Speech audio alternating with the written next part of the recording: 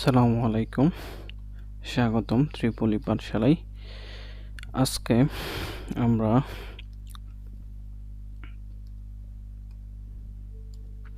AC সার্কিটের 21 নম্বর ক্লাসটা করতেছি।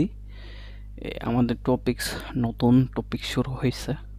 নতুন টপিকসটা হচ্ছে যে প্যারালাল রেজোন্যান্স।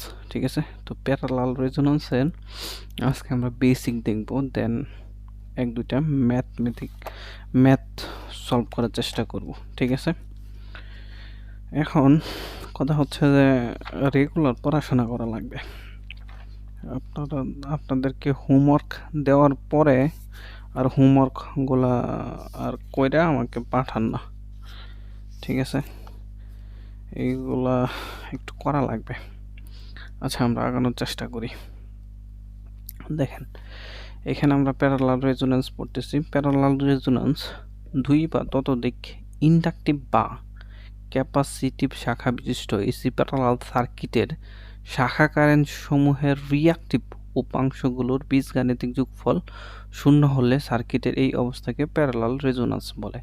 এখন কথা হচ্ছে যে আপনার একটা প্যারালাল রেজোন্যান্স বুঝতে গেলে আপনার প্রথমে বুঝতে হবে আপনার প্যারালাল একটা সার্কিট। দেখেন, এটা কিন্তু আমাদের একটা প্যারালাল সার্কিট। হ্যাঁ, আচ্ছা, এই প্যারালাল সার্কিটে দেখেন দুইটা ব্রাঞ্চ, এই একটা ব্রাঞ্চ, এই হলো আরেকটা ব্রাঞ্চ। ঠিক আছে, আচ্ছা, এখন এই প্যারালাল সার্কিটের এইখানে দেখেন এই যে ব্রাঞ্চ আছে, এই ব্রাঞ্চে আপনার একটা আমাদের ক্যাপাসিটর আছে। এই ক্যাপাসিটরের ইন্টারনাল রেজিস্ট্যান্স হচ্ছে আরসি দ্বারা আমরা প্রকাশ করছি। এখন এই ব্রাঞ্চেও দেখেন এখানে হচ্ছে আমাদের ইন্ডাকট্যান্স।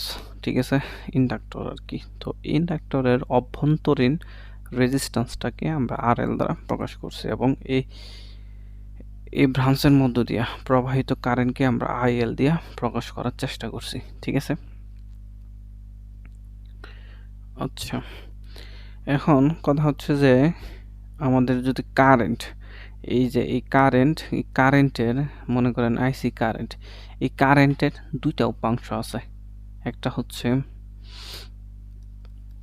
আই কস থিটা দিয়ে প্রকাশ করি, আইসি সাইন থিটা দিয়ে প্রকাশ করি। ঠিক আছে, এখন আমরা যদি ভেক্টরিক্যালি দেখতে চাই, দেখেন কিরকম হয়। ভেক্টরিক্যালি দেখেন, এইটা যদি আমাদের আইসি কারেন্ট হয়, হ্যাঁ, এই আইসি কারেন্টের একটা উপাংশ হচ্ছে আমাদের, আমি একটু হাইলাইট করে দেখানোর চেষ্টা করব। একটা উপাংশ হচ্ছে এটা, ঠিক আছে, আরেকটা উপাংশ হচ্ছে এটা। ঠিক আছে, তো এটা হচ্ছে আমাদের আনুভূমিক উপাংশ, এটা হচ্ছে উলম্ব উপাংশ, যেটাকে আমরা রিঅ্যাক্টিভ উপাংশ বলি। ঠিক আছে, এটা হচ্ছে আইসি সাইন থিটা। আর এইখানে আমাদের যে এই ব্রাঞ্চের মধ্য দিয়া যে কারেন্ট ফ্লো হয়, এটা হচ্ছে আমাদের ইন্ডাকটিভ কারেন্ট আইএল দিয়ে প্রকাশ করি। ঠিক আছে, তো এই কারেন্টেরও দুইটা উপাংশ আছে, একটা হচ্ছে আনুভূমিক উপাংশ, এই আনুভূমিক উপাংশটাকে আমরা আরেকটা হচ্ছে উলম্ব উপাংশ। এই উলম্ব উপাংশটাকে আমরা রিঅ্যাক্টিভ কারেন্ট বলবো।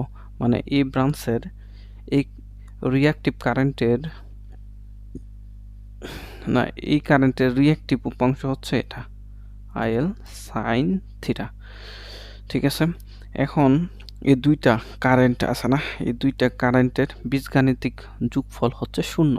এটাই হচ্ছে রেজোন্যান্স।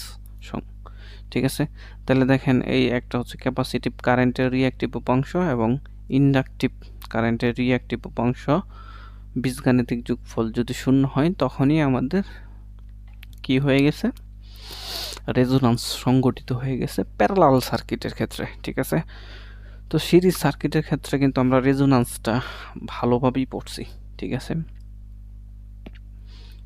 এটা কিন্তু আমরা প্যারালাল রেজোন্যান্স আলোচনা করতেছি। এবং এই যে আইসি কারেন্ট, এই কারেন্ট সমান কি ভি বাই জেড সি, মানে ভি হচ্ছে এইখানে যে সাপ্লাইটা আছে, এই সাপ্লাইটা কিন্তু এই ব্রাঞ্চের আরআরিতে আছে, তাহলে এবং ইম্পিডেন্স হচ্ছে এটা জেড সি। এই ব্রাঞ্চের ইম্পিডেন্সটাকে এখানে জেড সি দ্বারা আমরা প্রকাশ করছি।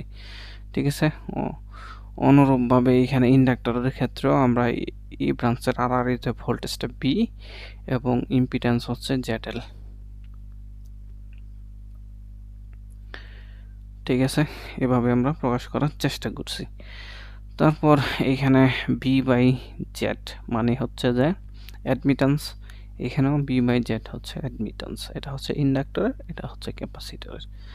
ঠিক আছে, এটা হচ্ছে আমাদের প্যারালাল রেজোন্যান্স। হ্যাঁ, এখন সংজ্ঞাটা আপনার একটু মাথায় রাখলেই দেখবেন যে আপনার এখানে যে সূত্রটা আছে এটা কিন্তু আমাদের কাজে লাগবে। সূত্র বলতে যে কন্ডিশনটা আছে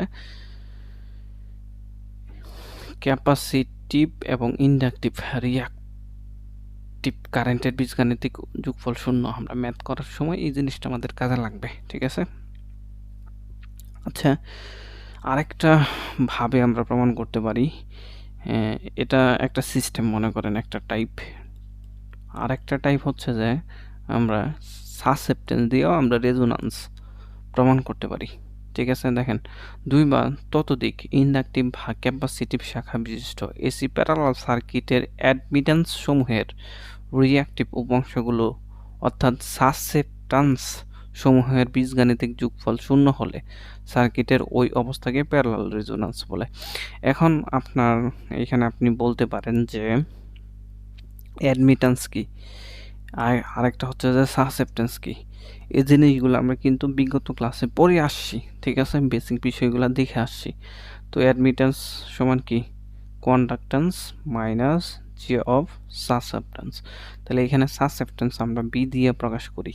ঠিক আছে, এটা কিন্তু আমরা পড়ে আসছি, অ্যাডমিটেন্স ট্রায়াঙ্গেল কিন্তু পড়ে আসছি আমরা। ঠিক আছে, আচ্ছা তো আমরা ইন্ডাক্টরের ক্ষেত্রে দেখেন এখানে মাইনাস হইছে সাসেপ্টেন্স অ্যাডমিটেন্স মেথডের ক্ষেত্রে। যখন আমরা ইম্পিডেন্স করব তখন এখানে কিন্তু প্লাস হইতো ইন্ডাক্টরের ক্ষেত্রে। ঠিক আছে, আচ্ছা ক্যাপাসিটরের ক্ষেত্রে এইখানে প্লাস হইছে। ঠিক আছে, এখন এই যে সাসেপ্টেন্স হচ্ছে এই যে বি দ্বারা প্রকাশ করি এটা। তাহলে এই দুইটার বীজগাণিতিক যোগফল শূন্য হবে যদি আমাদের রেজোন্যান্স হয় সার্কিটে। তার মানে কি, আমাদের সার্কিটে বিএল সমান বিসি হবে যদি আমাদের প্যারালাল সার্কিটে রেজোন্যান্স সংগঠিত হয় আর কি। ঠিক আছে, তাহলে মূল কথা হচ্ছে যে আপনার এইখান থেকে দুইটা জিনিস আমাদের লাগবে। এক নাম্বার হচ্ছে যে রিঅ্যাক্টিভ উপাংশ, রিঅ্যাক্টিভ এক নাম্বার হচ্ছে sine theta C minus IL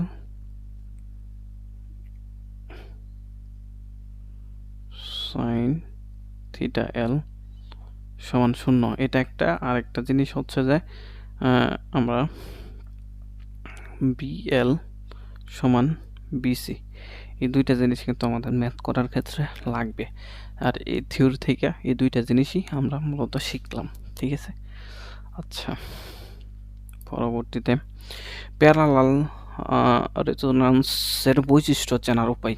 এখন কথা হচ্ছে যে প্যারালাল রেজোন্যান্সের বৈশিষ্ট্য চেনার উপায়, আমাদের যে সার্কিট দেওয়া থাকবে, ম্যাথ দেওয়া থাকবে পরীক্ষায়, ওই ম্যাথগুলাই বলে দেওয়া থাকবে না যে এই সার্কিটে প্যারালাল রেজোন্যান্স সংঘটিত হয়েছে, এরকম কোনো কিছুই বলে দেওয়া থাকবে না। ঠিক আছে, তাহলে আমরা বুঝবো কীভাবে? আমরা ওই প্যারালাল রেজোন্যান্সের বৈশিষ্ট্য দেখে বুঝবো। যেরকমভাবে আমরা সিরিজ রেজোন্যান্সের বৈশিষ্ট্যের মাধ্যমে আমরা বুঝতে পারতাম যে এই সার্কিটে সিরিজ রেজোন্যান্স হয়েছে, একইভাবে এখানে আমরা প্যারালাল রেজোন্যান্সটাও আমাদের বুঝতে হবে যে তার বৈশিষ্ট্য অনুসারে। ঠিক আছে, দেখেন কি বলছে, প্যারালাল রেজোন্যান্সের সময় শাখা কারেন্ট সমূহের উলম্ব উপাংশ এর বীজগাণিতিক যোগফল শূন্য। এরকম যদি কোনো কথা দেওয়া থাকে বা, তাহলে এটাও আপনার বুঝতে হবে যে প্যারালাল রেজোন্যান্স সংঘটিত হয়েছে। তারপর প্যারালাল রেজোন্যান্স সার্কিটের ইম্পিডেন্স সর্বোচ্চ হবে যদি বলে দেওয়া থাকে এই সার্কিটের ইম্পিডেন্স সর্বোচ্চ, এই কথাটা বলে দেওয়া থাকে, তাইলেই আপনার বুঝতে হবে যে এই সার্কিটে রেজোন্যান্স সংঘটিত হয়েছে। এবং আরেকটা এই সূত্রটা আমাদের লাগবে ম্যাথ করার ক্ষেত্রে। দেখেন, ডাইনামিক ইম্পিডেন্স, যখন আপনার প্যারালাল রেজোন্যান্স সংঘটিত হবে তখন দেখা যাবে যে আপনার ইম্পিডেন্সটা বেড়ে যাবে, অনেক গুণ বেড়ে যাবে। এটাকে আমরা ডাইনামিক ইম্পিডেন্স বলি। এই ডাইনামিক ইম্পিডেন্সের সূত্র হচ্ছে L/CR। ঠিক আছে, এই সূত্রটা আমাদের লাগবে। তারপর যখন আমাদের এসি প্যারালাল সার্কিটে রেজোন্যান্স সংঘটিত হয় তখন কিন্তু কারেন্ট কি হয়ে যাবে, সর্বনিম্ন হয়ে যাবে। ঠিক আছে, এবং ইন্ডাকটিভ ও ক্যাপাসিটিভ সাসেপ্টেন্সের মান সমান হবে। ইন্ডাকটিভ এবং ক্যাপাসিটিভ সাসেপ্টেন্সের মান সমান হবে। এইখানে এই জিনিসটা কিন্তু আমরা একটু আগে দেখলাম বেসিক বিষয়গুলোর মধ্যে। পাওয়ার ফ্যাক্টর ইউনিট হবে, এই পাওয়ার ফ্যাক্টর সিরিজের মধ্যেও ইউনিটি হইতেছে, প্যারালালের ক্ষেত্রেও ইউনিটি হইতেছে। তারপর প্যারালাল রেজোন্যান্সের কার্ভ। তো প্যারালাল সার্কিটের ফ্রিকোয়েন্সি পরিবর্তনের সাথে সাথে কারেন্ট যে পরিবর্তন হয় তার গ্রাফ চিত্রকে প্যারালাল রেজোন্যান্সের কার্ভ বলে। দেখেন এইখানে এটা হচ্ছে আমাদের কারেন্ট, না এটা হচ্ছে আমাদের ইম্পিডেন্স, আর এটা হচ্ছে আমাদের কারেন্ট। এই ইম্পিডেন্সটা দেখেন যখন রেজোন্যান্স সংঘটিত হয়েছে ইম্পিডেন্সটা কি হয়েছে, বাইরা এইখানে চলে আসছে, বেড়ে গেছে। তো এইখানে যে বেড়ে গেছে ইম্পিডেন্সটা, ওই ইম্পিডেন্সটাকেই আমরা ডাইনামিক ইম্পিডেন্স বলি। এটা হচ্ছে আমাদের ডাইনামিক ইম্পিডেন্স বের করার সূত্র L/CR। এবং এখানে যে কারেন্টটা দেখেন সর্বনিম্ন পর্যায়ে চলে গেছে, এটা যখন রেজোন্যান্স সংঘটিত হয়েছে তখন, বুঝছেন? তো নিম্ন পর্যায়ে চলে গেছে কারেন্টটা। ঠিক আছে, তার মানে আমরা বুঝতে পারলাম যে প্যারালাল রেজোন্যান্সের অবস্থায় ইম্পিডেন্সটা অনেক গুণ বেড়ে যাবে এবং কারেন্টটা অনেক কমে যাবে। ঠিক আছে, আচ্ছা, যদি কারো কোনো প্রশ্ন থাকে তাহলে যারা আমাদের গুগল মিটে জয়েন করে আছেন তারা কি করবেন, কমেন্ট বক্স, সরাসরি তো বলতে পারতেছেন না, যারা আমাদের ইউটিউব চ্যানেলে দেখতেছেন লাইভ তারা কমেন্ট বক্সে কোথায় বুঝতে পারলেন না বলার চেষ্টা করবেন। ঠিক আছে, এখন ব্যান্ডউইথ। তো আমাদের সিরিজ রেজোন্যান্সেও ব্যান্ডউইথ ছিল, এই প্যারালাল রেজোন্যান্সও ব্যান্ডউইথ আছে।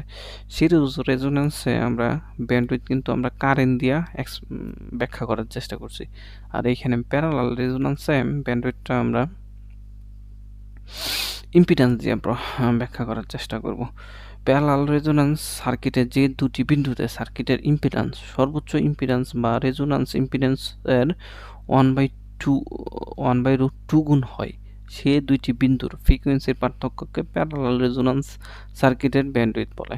ঠিক আছে, এখানে দেখেন এটা হচ্ছে আমাদের একটা কার্ভ। ঠিক আছে, এই কার্ভের এইখানে হচ্ছে রেজোন্যান্স সংঘটিত হয়েছে। ঠিক আছে, এখানে রেজোন্যান্স সংঘটিত হয়েছে। ঠিক আছে, এখন এই রেজোন্যান্স যেখানে সংঘটিত হয়েছে এখানে কি হয়, আমাদের সর্বোচ্চ ইম্পিডেন্স হয়, যেটারে বলি আমরা ডাইনামিক ইম্পিডেন্স। এখানে ডাইনামিক ইম্পিডেন্স Z0 দ্বারা প্রকাশ করছি। ঠিক আছে, এখন এই ডাইনামিক ইম্পিডেন্সের 0.70% কারেন্ট যে দুইটা বিন্দুতে, মানে কারেন্ট না ইম্পিডেন্স, যে দুইটি বিন্দুতে হয়, এই সর্বোচ্চ ইম্পিডেন্স এটা একটা পর্যায়ে এইখানে কি হবে, সর্বোচ্চ ইম্পিডেন্সের 0.70% ইম্পিডেন্স এইখানে হবে, বা 70.7% ইম্পিডেন্স, এবং এখানেও 70.7% ইম্পিডেন্স আর কি। ঠিক আছে, মানে এই সর্বোচ্চ ইম্পিডেন্সের 70.7% এইখানে হবে, এইখানেও হবে। তার মানে আমরা কি বুঝতে পারলাম, রেজোন্যান্স এইখানে সংঘটিত হয়েছে, তার মানে রেজোন্যান্সের আগে একবার 70.7% হবে, রেজোন্যান্সের পরে একটু 70.7% হবে। ও আচ্ছা, আপনারা এইখানে একটা জিনিস বুঝতে পারতেছেন না, এখানে 1/√2 মানে কি 0.707। ঠিক আছে, 1/√2 মানে হচ্ছে 0.707, আর এটাতে যদি আপনি পার্সেন্টেজে কনভার্ট করেন তাহলে কি করবেন বলেন তো, 100 দিয়ে গুণ করবেন, 100 দিয়ে গুণ করলে কত হয়, 70.7%। 100 দিয়ে গুণ করলে আপনার কি করা লাগবে, পার্সেন্টেজ চিহ্ন দেওয়া লাগবে। আচ্ছা, এখন কথা হচ্ছে এইগুলো একটু মাথার মধ্যে রাখবেন, তাইলে ম্যাথগুলা ইজিতে পারবেন। ঠিক আছে। আচ্ছা, ডাইনামিক ইম্পিডেন্সের একটা সূত্র আছে, যে সূত্রটা এখানে আমরা প্রমাণ করে দেওয়া আছে, কিন্তু আমরা গত ক্লাসেও এই সূত্রটা প্রমাণ করছিলাম। ঠিক আছে। এই জন্য আমরা এই ইম্পিডেন্সের সূত্র, ডাইনামিক ইম্পিডেন্সের সূত্রটা আর এখন প্রমাণ করে দিতেছি না। ঠিক আছে। এজন্য আমি শুধু সূত্রটা লিখে দেওয়ার চেষ্টা করি। ডাইনামিক ইম্পিডেন্সের সূত্র হচ্ছে L বাই, ডাইনামিক ইম্পিডেন্স আমরা নর্মালি কি দ্বারা প্রকাশ করি, জেড নট দিয়ে প্রকাশ করি, জেড ডি দ্বারা প্রকাশ করি। ঠিক আছে। এবং সূত্রটা হচ্ছে L বাই CR, এটা হচ্ছে ডাইনামিক ইম্পিডেন্স। যখন আপনার প্যারালাল রেজোন্যান্স করবেন, তখন দেখবেন যে আপনার প্রশ্নের মধ্যে চাইতেছে যে ডাইনামিক ইম্পিডেন্স বের করেন। সেই ক্ষেত্রে আপনার কি করা লাগবে, এই সূত্রটা ইউজ করতে হবে। এই সূত্রটা ইউজ করে আপনার ডাইনামিক ইম্পিডেন্স বের করতে হবে। আচ্ছা, পরবর্তীতে কিউ ফ্যাক্টর। তো আমাদের সিরিজ রেজোন্যান্সের মধ্যে যে কিউ ফ্যাক্টরের সূত্রগুলো পড়ছিলাম, এখানেও সেম, কিন্তু সংজ্ঞার মধ্যে একটু পার্থক্য আছে আমাদের। হ্যাঁ। আচ্ছা, কিউ ফ্যাক্টর হচ্ছে রিয়েক্টিভ পাওয়ার এবং প্রকৃত পাওয়ারের অনুপাত, এটা হচ্ছে আমাদের কিউ ফ্যাক্টর। হ্যাঁ। তো কিউ ফ্যাক্টর আমরা নর্মালি ম্যাথ করার সময় সূত্রগুলো ইউজ করব। দেখেন, কিউ ফ্যাক্টরের সূত্র হচ্ছে আরপি বাই এক্সেল। এখানে এক্সেলটা কিন্তু আপনার যদি এক্সেল দেওয়া থাকে রেজোন্যান্স কন্ডিশনে তাহলে তো ভালো। যদি আপনার এই এক্সেল রেজোন্যান্স কন্ডিশনে দেওয়া না থাকে তাহলে কিন্তু আপনি ঝামেলায় পড়ে যাবেন। তাহলে এই এক্সেলটা বের করবেন কিভাবে, 2πfl, এখানে যে এফ, এটা হচ্ছে আপনার রেজোন্যান্স ফ্রিকোয়েন্সি। ঠিক আছে। এখানে আরেকটা সূত্র আছে রেজোন্যান্স ফ্রিকোয়েন্সির, না কিউ ফ্যাক্টর আর কি, কিউ ফ্যাক্টর আরেকটা সূত্র হচ্ছে 1/r√L/c। এটা কি, এই সূত্রটা কিন্তু আমরা প্রমাণ করতে পারি। ঠিক আছে। এই সূত্রটা আমরা প্রমাণ করতেছি না, কারণ আমরা সিরিজ রেজোন্যান্সে এই সূত্রটা প্রমাণ করে আসছিলাম। তারপর আমরা আরেকটা অনুপাত দিয়ে বের করতে পারি, রেজোন্যান্স ফ্রিকোয়েন্সি এবং ব্যান্ডউইথের অনুপাতিক কিউ ফ্যাক্টর। ঠিক আছে। তাহলে দেখেন আমরা কয়টা সূত্র পড়লাম, 3টা সূত্র অলরেডি এখানে পড়ে ফেলছি। ঠিক আছে। কিউ ফ্যাক্টরের 3টা সূত্র অলরেডি এখানে পড়ে ফেলছি। আচ্ছা, এখন কথা হচ্ছে যে প্যারালাল রেজোন্যান্স সার্কিট অবস্থায় কারেন্ট সার্কিটের ইনপুট কারেন্টের চেয়ে বৃদ্ধি পায়।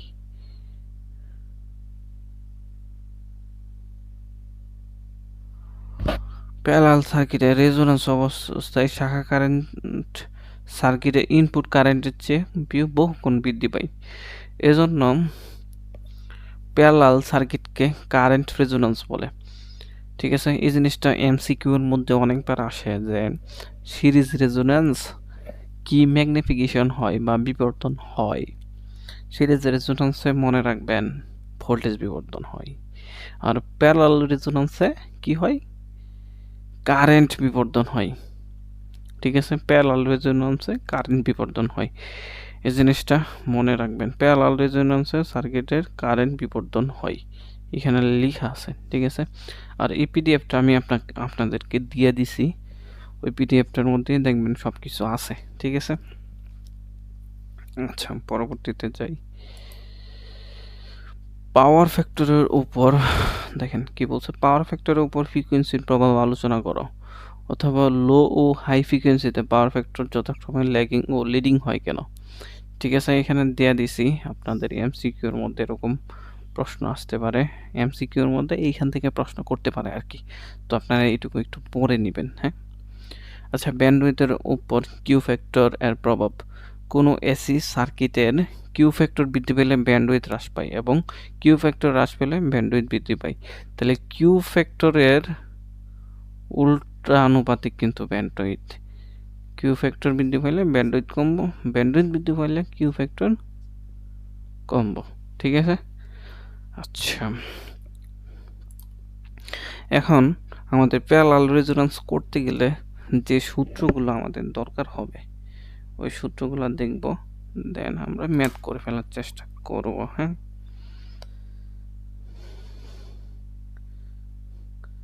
আচ্ছা, এখন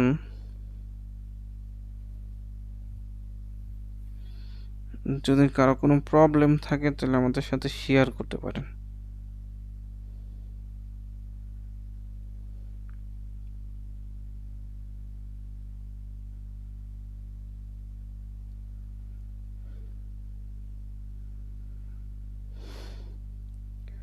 আচ্ছা, আমরা এখন সূত্রগুলো দেখার চেষ্টা করব। আর যারা ল্যাব ক্লাসে রেগুলার করেন না তারা কিন্তু লস, তাদের কিন্তু লস।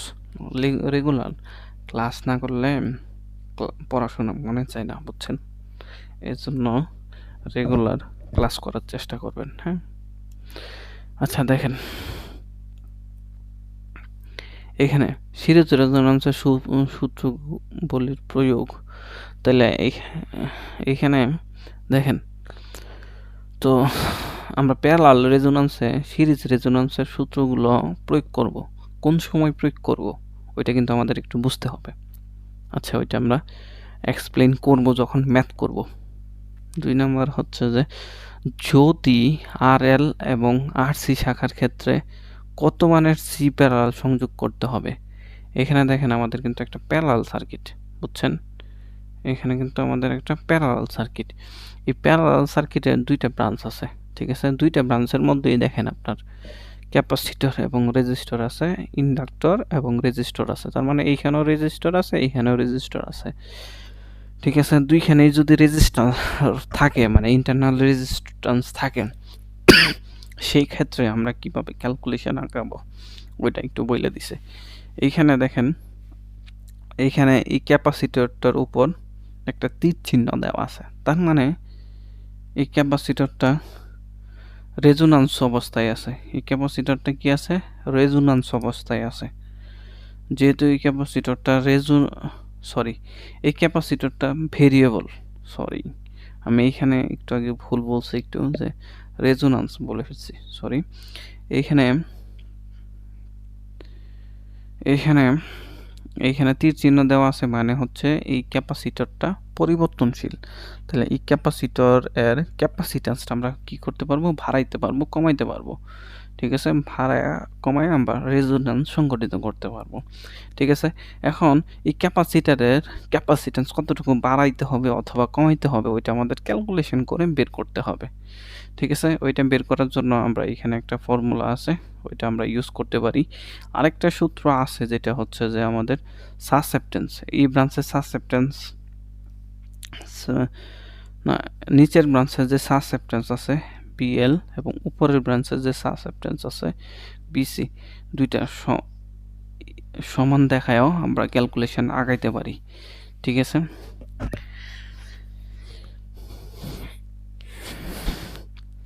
আচ্ছা, তাহলে এরকম সার্কিট থাকলে আপনি দুইটা সিস্টেম আগাইতে পারবেন, এই একটা, ঠিক আছে?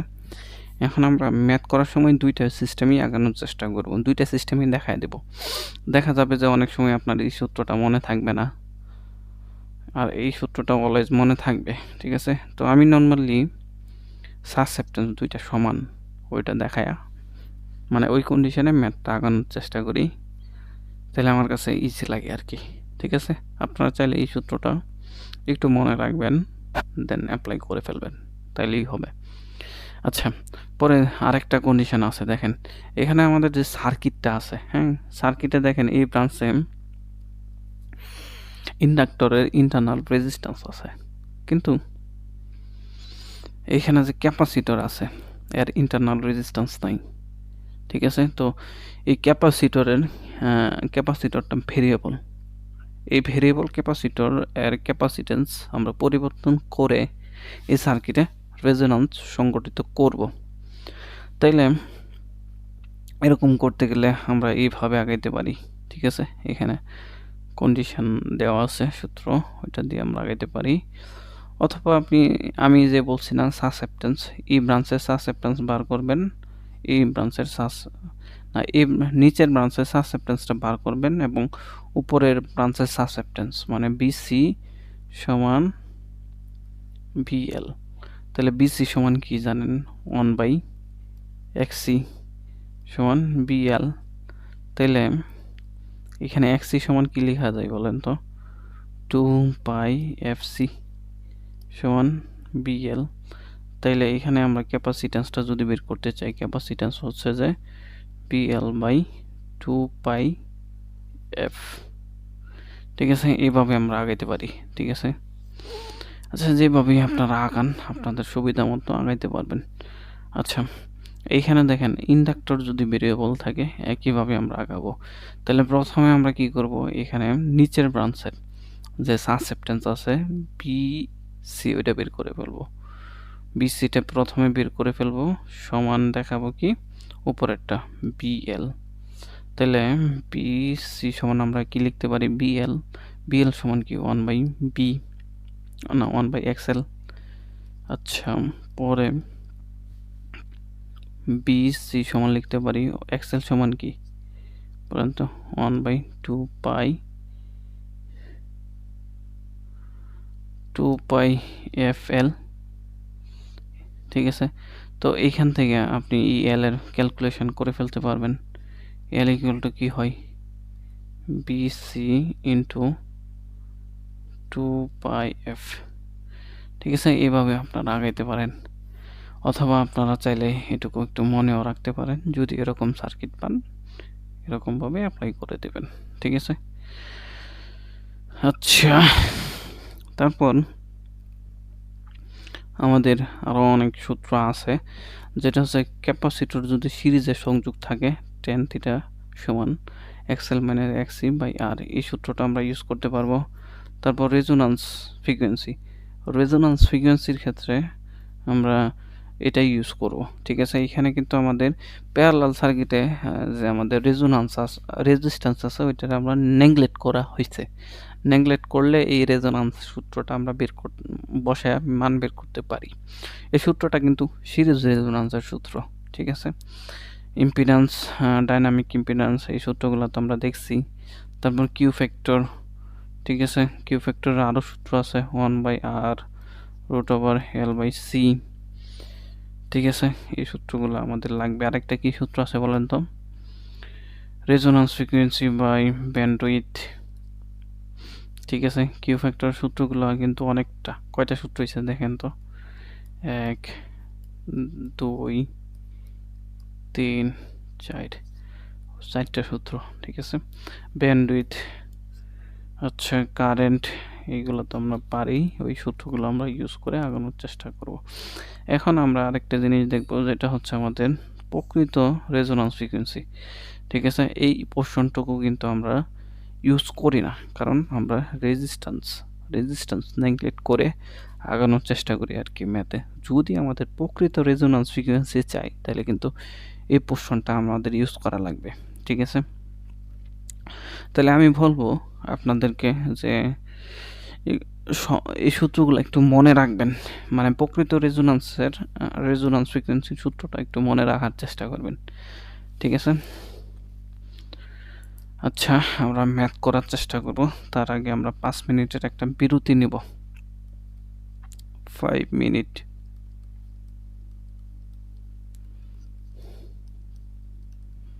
বিরতি। ঠিক আছে, তাহলে সবাই সাথেই থাকুন, বিরতির পর আবার আসতেছি আমরা।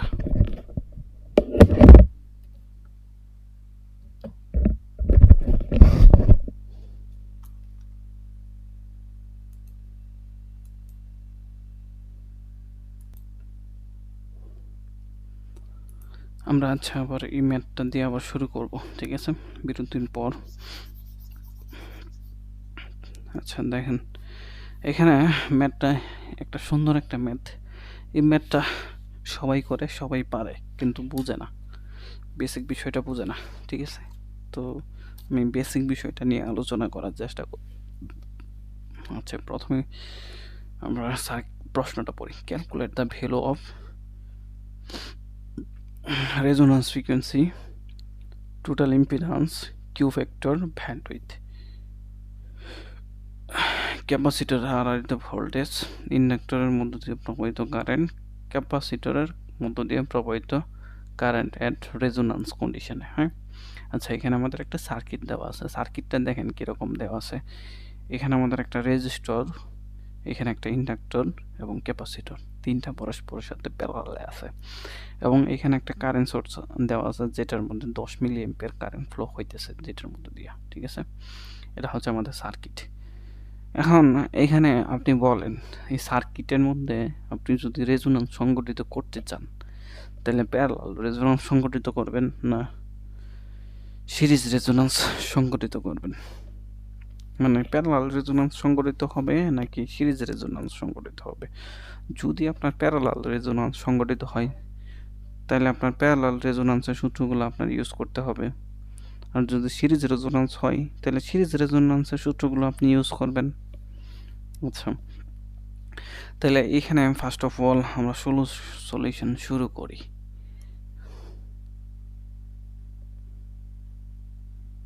সলিউশন, আচ্ছা,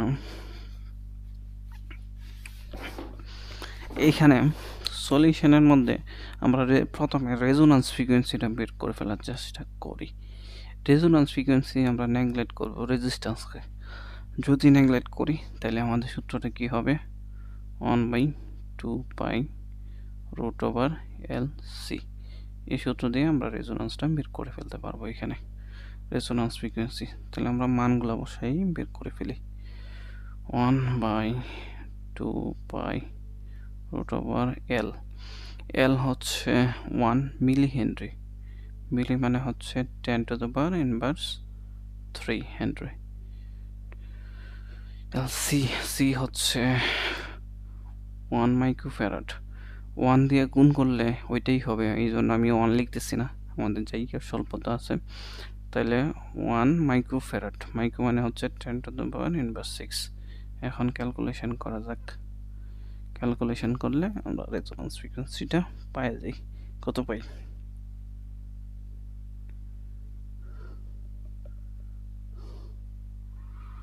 5.03। এটা যদি আমরা কেলুতে রাখি এটা হয় কিলো হার্টজ হয়।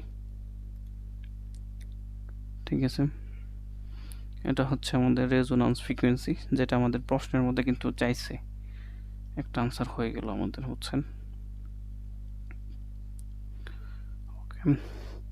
তারপর আমরা রেজোন্যান্স কন্ডিশন, এইখানে আমরা সিরিজ রেজোন্যান্সের মধ্যে মতো আগানোর চেষ্টা করব।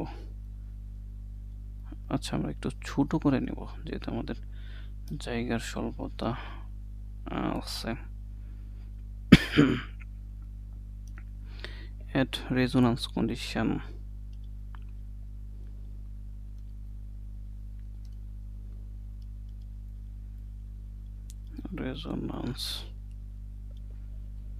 রেজোন্যান্সে কি হয়?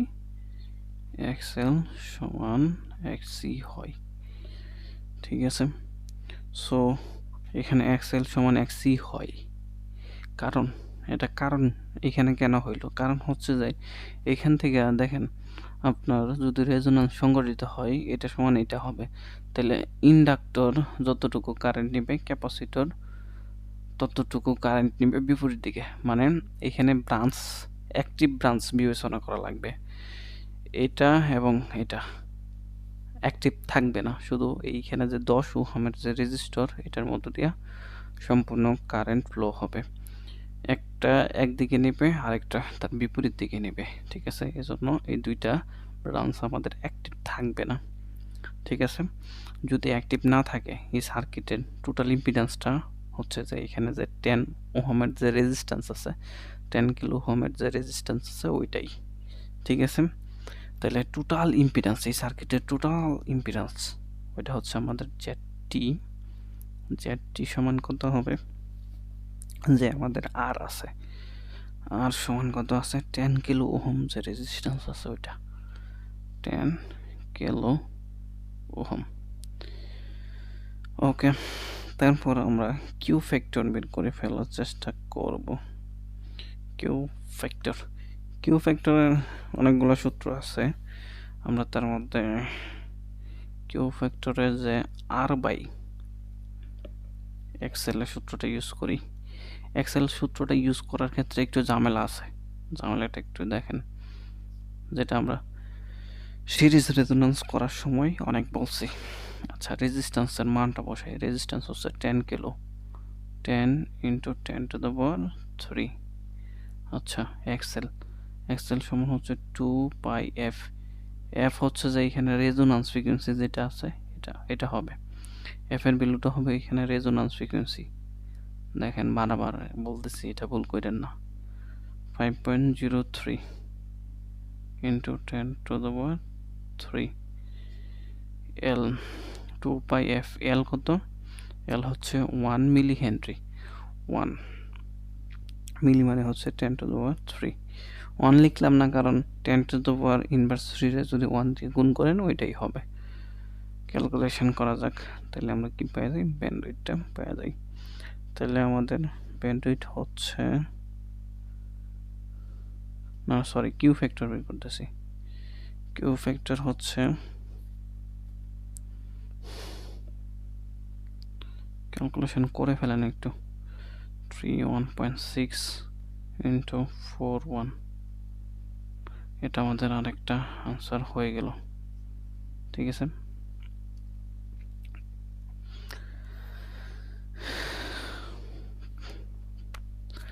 আচ্ছা পরে এখন আমরা ব্যান্ডউইথ বের করে ফেলার চেষ্টা করি।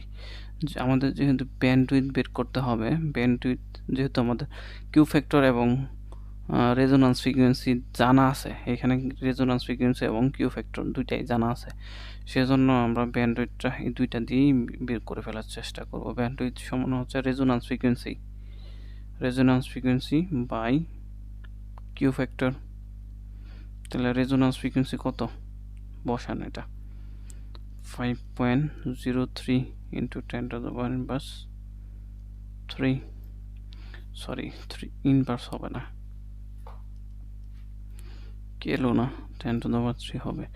এবং কিউ ফ্যাক্টর কত পাইলাম এটা একটু বসাইতে হবে। কিউ ফ্যাক্টর হচ্ছে 316.41। ক্যালকুলেশন করার পর আমরা ব্যান্ডউইথ পাই হচ্ছে 15.9 হার্টজ। ঠিক আছে, এটা কিন্তু আমাদের আরেকটা আনসার হয়ে গেল। পরে এখানে যে আমাদের ক্যাপাসিটর আছে, এই ক্যাপাসিটরের আড়াআড়িতে আমরা যদি ভোল্টেজ বের করতে চাই, তার মধ্য দিয়ে প্রবাহিত কারেন্ট আমাদের লাগবে। ঠিক আছে, তাহলে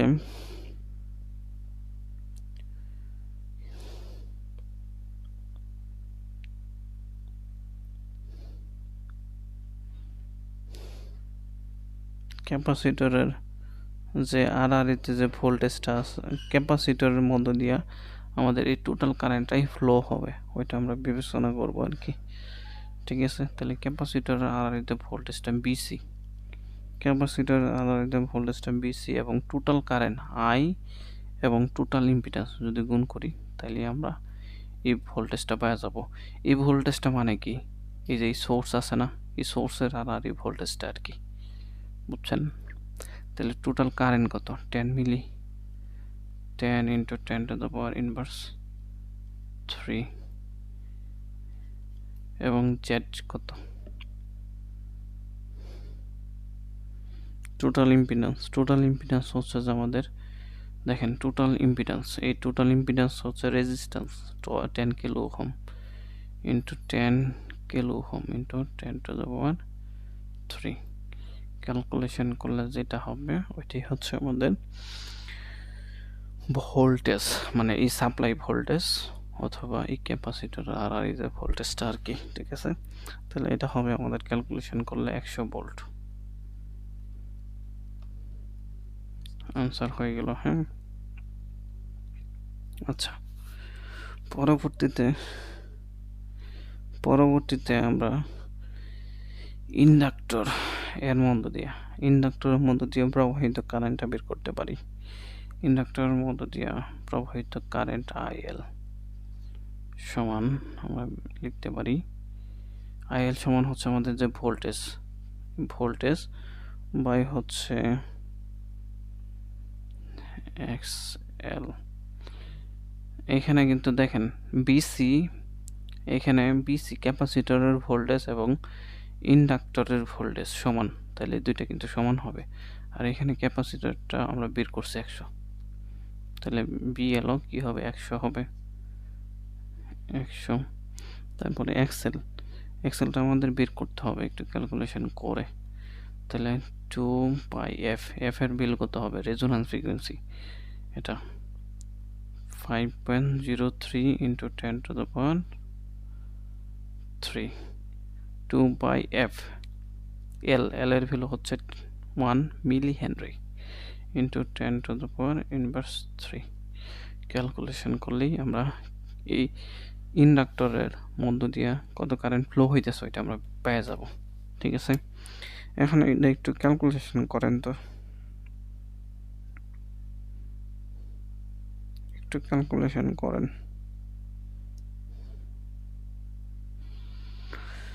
আচ্ছা, এটুকু আমরা ক্যালকুলেশন করার পর পাই হচ্ছে যে 3.16 এম্পিয়ার, এবং অনুরূপভাবে আমরা ক্যাপাসিটরের কারেন্টও বের করে ফেলতে পারি। তাহলে বিসি বাই এক্সি, তাহলে বিসি সমান কত 100, এক্সি সমান কত 1 বাই 2 বাই এফ সি। তাহলে এখানে এফ হচ্ছে রেজোন্যান্স ফ্রিকোয়েন্সি, এখানে এফ এবং সি এর ভ্যালুটা বসাবেন, তারপর ক্যালকুলেশন করবেন দেন। আচ্ছা, এটার আমি আর একটু সুন্দর করে লিখি, এখানে ভুল করবেন। তাহলে 100 ইন্টু হচ্ছে 2 বাই এফ সি, মানগুলো বসাবেন, ক্যালকুলেশন করবেন, তারপর কত পাবেন জানেন, 3.16 পাবেন এম্পিয়ার। এটা কিন্তু একটা আনসার হয়ে গেল, এখানে এটা কিন্তু একটা আনসার হয়ে গেল, বুঝছেন? তাহলে এইভাবে আমাদের এই ম্যাথটা করা লাগবে। আচ্ছা, পরবর্তী ম্যাথে যাওয়ার চেষ্টা করি।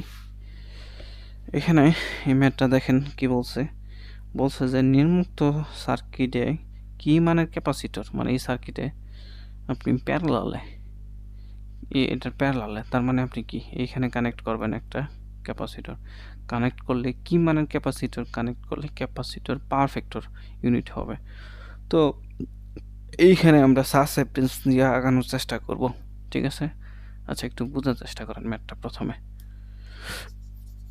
এই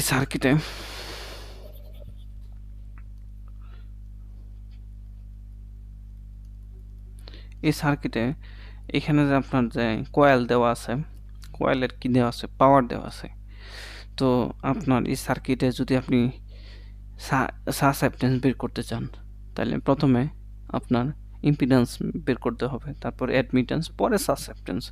তো ইম্পিডেন্স বের করতে গেলে আপনার কি করা লাগবে, এখানে কারেন্ট আইটা লাগবে, ঠিক আছে? এই কারেন্ট আইটা বের করার জন্য, এই কারেন্ট আইটা বের করার পরে আমরা ইম্পিডেন্সটা বের করতে পারবো, ঠিক আছে? এই কারেন্টটা বের করার জন্য যা যা করা লাগে আমরা তা করব। তাহলে দেখেন আমাদের এই সার্কিটে পাওয়ার ফ্যাক্টর দেওয়া আছে 0.707 ল্যাগিং, ঠিক আছে? তাহলে cos থিটা সমান দেওয়া আছে আমাদের 0.707, তাহলে থিটা ইকুয়াল টু কি হবে, cos ইনভার্স 0.707। ক্যালকুলেশন করার পর থিটাটা পাই হচ্ছে 45 ডিগ্রি। আচ্ছা, আমরা কি জানি,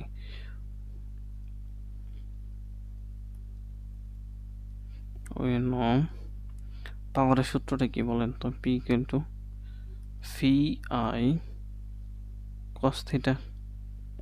আচ্ছা, তাহলে এখানে দেখেন পাওয়ারটা দেওয়া আছে, পাওয়ার ফ্যাক্টর দেওয়া আছে, শুধু আইটা নাই।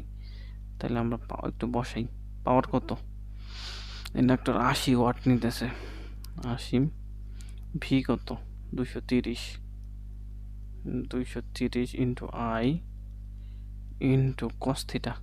এই কস থিটার ভ্যালু দেওয়া আছে এখানে দেখেন 0.707।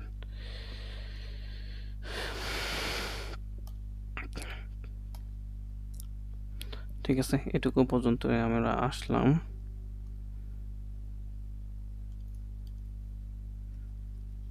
আচ্ছা, এখন এটুকু এই ইকুয়েশনটা একটু ক্যালকুলেশন করে এখানে আইটা বের করেন। তাহলে আই সমান আমরা ক্যালকুলেশন করলে পাই হচ্ছে 0.5 এম্পিয়ার, 0.5 এম্পিয়ার বাই। তাহলে এই আই পাইলাম, ঠিক আছে। এখন তো আমাদের ইম্পিডেন্স লাগবে। ইম্পিডেন্স সমান কি, Z equal to V by I. তাহলে ভি কত দেওয়া আছে দেখেন তো 230 লিখলাম, 230। তারপর আই তো পাইলাম 0.5। ক্যালকুলেশন করলে আমরা ইম্পিডেন্সটা পাই কত, ইম্পিডেন্স হচ্ছে বাই 460 ওহম। এখন এই ইম্পিডেন্সের অ্যাঙ্গেল লাগবে আমাদের, বুঝছেন, অ্যাঙ্গেলটা লাগবে আমাদের। তো এখানে আমরা অ্যাঙ্গেলটা বের করে ফেলার চেষ্টা করব। বের করার চেষ্টা করব বলতে এখানে যে পাওয়ার ফ্যাক্টরের যে অ্যাঙ্গেলটা ওইটাই আর কি ইম্পিডেন্সের অ্যাঙ্গেল। তাহলে আমরা লিখতে পারি জেড জেড থিটা সমান হচ্ছে জেডের ভ্যালু কত পাইছি 460, এবং এই থিটাটা কত হবে, এইখানে যে অ্যাঙ্গেলটা পাইলাম ওইটা 45 ডিগ্রি। এখন কি বলছে, ল্যাগ বলছে, সুতরাং এখানে কি হবে, অ্যাঙ্গেলের আগে পজিটিভ হবে। যেহেতু পজিটিভ হবে তাহলে আর দেওয়া লাগতেছে না। তাহলে ইম্পিডেন্স পাইলাম এটা। এই ইম্পিডেন্সটা কি ফর্মে আছে বলেন তো, পোলার ফর্মে আছে। ওইটারে যদি আমরা রেক্ট্যাঙ্গুলার ফর্মে কনভার্ট করি তাহলে পাই হচ্ছে 325.27 প্লাস জি অফ 325.27 ওহম। এটা ঠিক আছে। এখন এই ইম্পিডেন্স তো এটা পাইলাম। এখন এই ইম্পিডেন্সটারে আমরা সাসেপ্টেন্স বলতে অ্যাডমিটেন্সে কনভার্ট করব। তাহলে অ্যাডমিটেন্স সমান কি বলেন তো, 1/z, 1/z। তাহলে এইটুকুরে 1/z লিখবো আর কি। তাহলে 1 আর এইটুকু লিখলাম 325.27 প্লাস জি অফ 325.27। ক্যালকুলেশন করা যাক। ক্যালকুলেশন করে আমরা পাই হচ্ছে 0.00153 মাইনাস জি অফ 0.00153 এটা পাই। হ্যাঁ, এটা হচ্ছে মোহ, এটার একক হবে মোহ, উল্টা।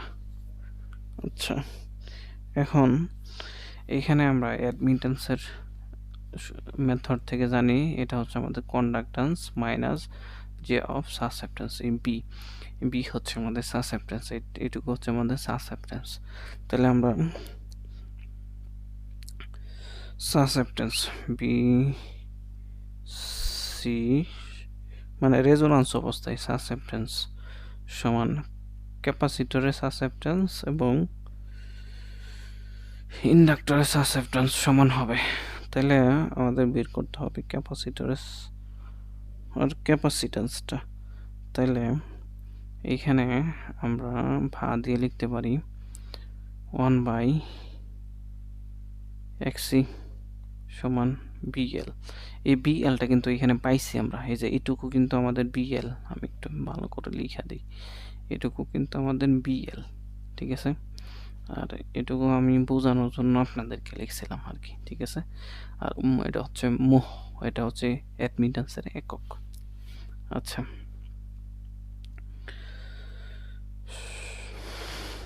লিখলাম। তাহলে ক্যাপাসিটর এটা সমান আমরা লিখতে পারি ওমেগা এল সমান হচ্ছে বিএল। তাহলে মানগুলা যদি বসাই তাইলে আমরা এখানে ওমেগা সি হবে আর কি। মানগুলা যদি বসাই তাহলে কিরকম হয়, ওমেগা সমান কি 2 পাই এফ এফ হচ্ছে আমাদের রেজোন্যান্স ফ্রিকোয়েন্সি আর সি সমান বিএল।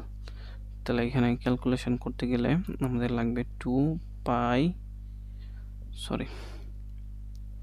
এখানে সি সমান হবে বিএল বাই 2 পাই এফ এরকম আমাদের।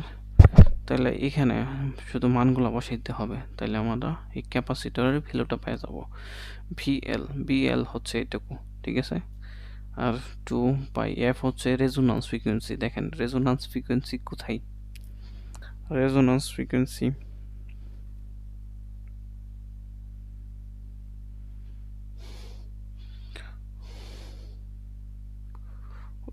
না রেজোন্যান্স ফ্রিকোয়েন্সি না, আমাদের ফ্রিকোয়েন্সি রেজোন্যান্স ফ্রিকোয়েন্সি না তো, এখানে তোমরা রেজোন্যান্স সংগঠিত করতেছি না, তাহলে আমাদের ফ্রিকোয়েন্সি 50 হার্টজি বসাবো এখানে, ঠিক আছে।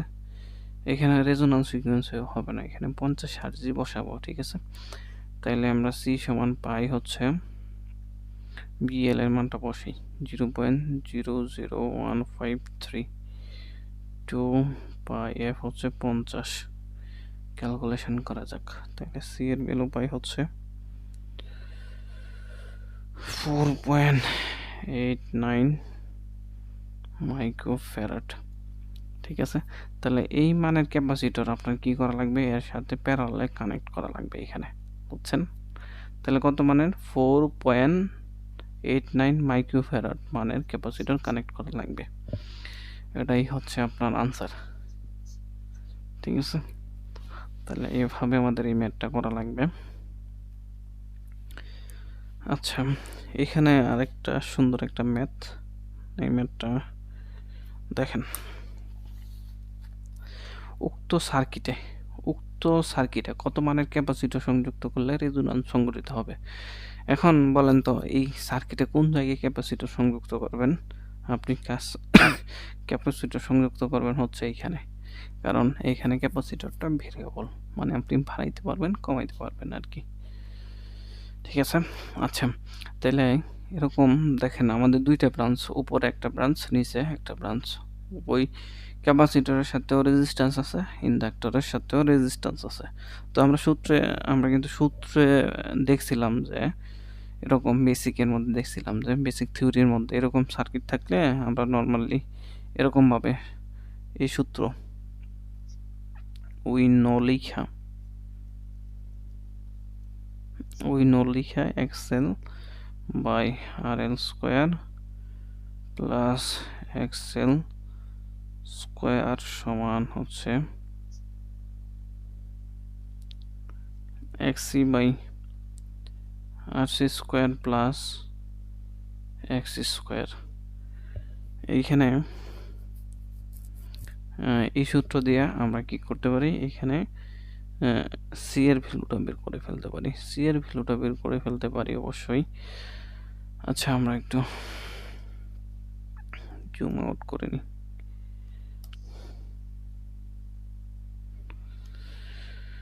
তাহলে দেখেন এখানে এক্সএল কত সার্কিটে, দেখেন তো এক্সএল মানে A2 হোম, তাহলে আমাদের এক্সএল মানে হচ্ছে A2 হোম, পরে আর এর মান হচ্ছে 6 স্কোয়ার প্লাস এক্সএল হচ্ছে 8 স্কোয়ার সমান এক্সসি এর ভ্যালু আমরা জানি না, বের করতে হবে।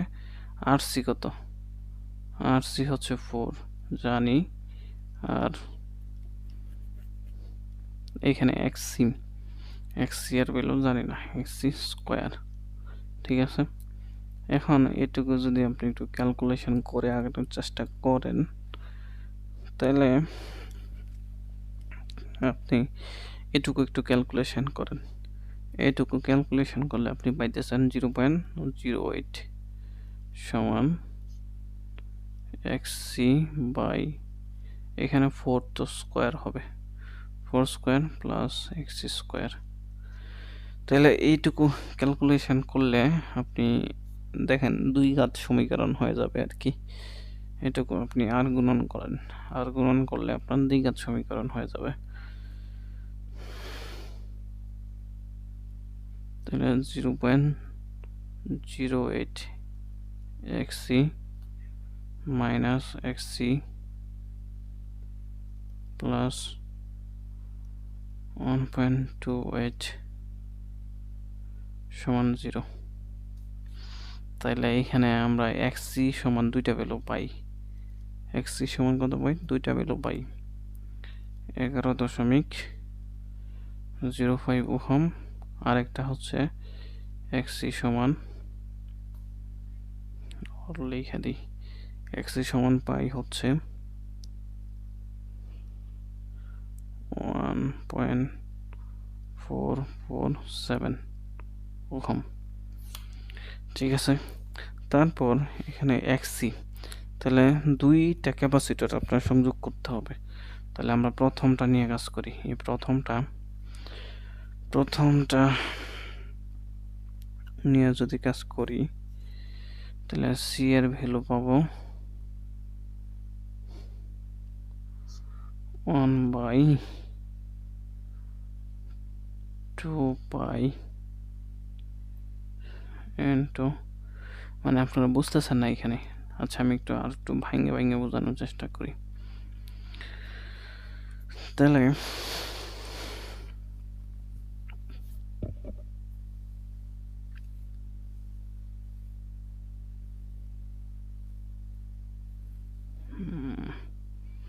আচ্ছা দেখেন, xc সমান আমরা কি জানি? xc সমান 2 পাই এফ সি, 1 বাই, আর কি 1 দিতেই ভুলে গেছি, সমান এটুকু সমান কি পাইছি আমরা? প্রথমটা 11.05 পাইছি। তাহলে এইখান থেকে এইটুকু থেকে যদি আমরা সি এর মানটা বের করতে চাই, তাহলে সি পাই সমান হচ্ছে, মানগুলো বসায় দিব, মানগুলো যদি বসায় দেই 11.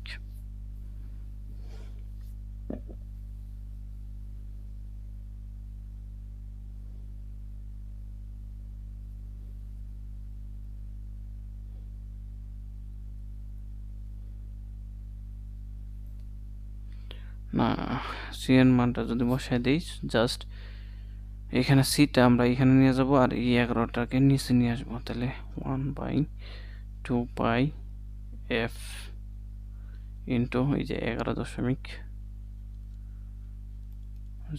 যদি বুঝতে অসুবিধা হয় আমি এটুকু মুছাই দিই। আচ্ছা, এখন বুঝতে পারবেন। আচ্ছা, তাহলে ক্যালকুলেশন করলে কত পাই? এটা একটা আনসার হবে আমাদের, 18 মাইক্রো ফ্যারাড একটা আনসার। একইভাবে সি আরেকটা ভ্যালু পাই 1/2 পাই এফ। এফ এর ভ্যালুটা কিন্তু এখানে দেওয়া আছে, আমি লিখি নাই। এফ এর ভ্যালু কিন্তু এখানে দেওয়া আছে, বসাইতে হবে। আরেকটা ভ্যালু কত পাইছিলাম? 1.447। তাহলে ক্যাপাসিট্যান্স কত পাই? ক্যাপাসিট্যান্স হচ্ছে 138.21 মাইক্রো ফ্যারাড আনসার। ঠিক আছে, এই দুইটা ম্যাথ আমাদের এইভাবে করা লাগবে। আচ্ছা, হোমওয়ার্ক দিই, এই ম্যাথটা করবেন। ঠিক আছে, ওইটা কিন্তু আমরা বেসিকের মধ্যে দেখায় আসছিলাম যে এই ম্যাথটা কীভাবে করা লাগবে, করে ফেলবেন। ঠিক আছে, তারপর এই ম্যাথটা দেখেন করা আছে। ঠিক আছে, যদি না বুঝেন তাহলে করাই দিব। একটু দেখেন ম্যাথটা, সবাই একটু দেখেন ম্যাথটা করতে পারেন কিনা।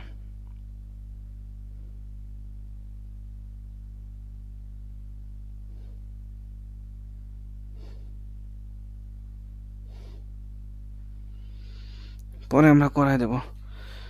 আচ্ছা, বুঝতে পারছি ম্যাথ আপনারা করতে পারবেন।